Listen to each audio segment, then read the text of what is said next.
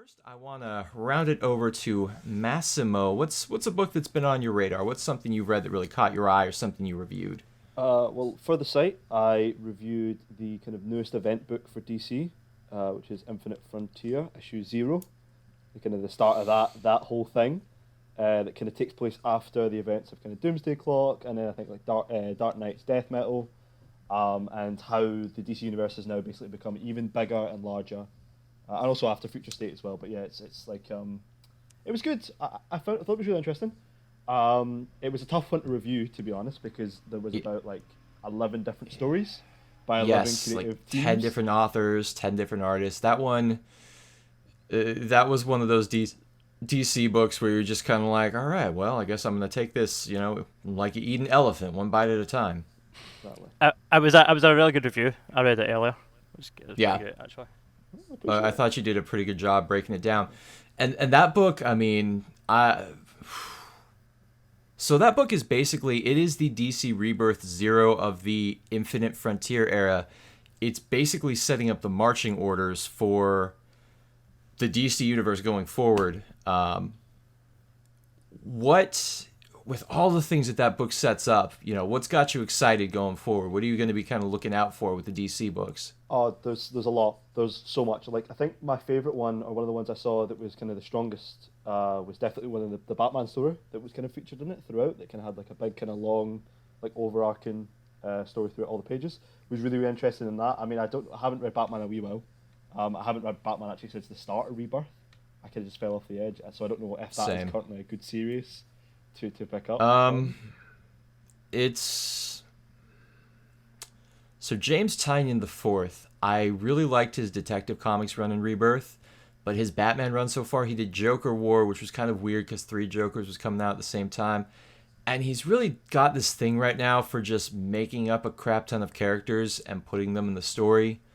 Um, which, I mean, take it or leave it depending on how you feel about that. But that Batman story, that was really good, and it kind of pulled the rug out from under you at the end there. hmm I was. I don't Uh, want to spoil it too much. Is the thing, which is why yeah, I went into it, but I didn't really want to properly get into it because it's it's a really really good twist. they. I also don't want to spoil anything, and so I don't want to name any names. But they kill off a character right in the beginning of that story that makes you go, "Holy shit, man! Yes. Did they Yeah. really just do that?" Yeah. And then they also they bring back a character as well that has been I think dead Yes, for a little bit as well. Um, definitely, which which is is good. very, very exciting for a lot of people that maybe were not terribly happy with the way he went out.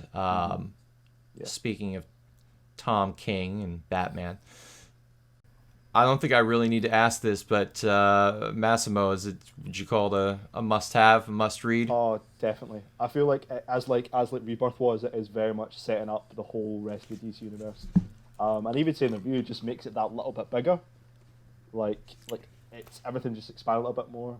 And actually Yes. one of the best stories from the book as well, which is only a few pages long, is the Flash one, which I'm really excited to see where they go with that. Which I Oh, mentioned in the yeah. reviews. Yeah, is diving more into the quirky alternate universe stuff that exists in the DC, which is my favorite kind of stuff that exists in the canon. Yes, I like that they're still bringing back some stuff from Grant Morrison's Multiversity with the multiversal spaceship and um, is that is it Calvin Ellis or Val Zod that they have a Calvin Superman there? Ellis. Calvin Ellis. Calvin Ellis, who we might get in the movie sometime soon, um, which is some interesting synergy. So yeah, Infinite Frontier, definitely pick that up. Definitely read it, especially if you're a DC fan. That is pretty much steering the rudder going forwards, and hopefully we won't have a rebirth situation where the guy kind of running the direction quits the company halfway through, and then no one cares anymore.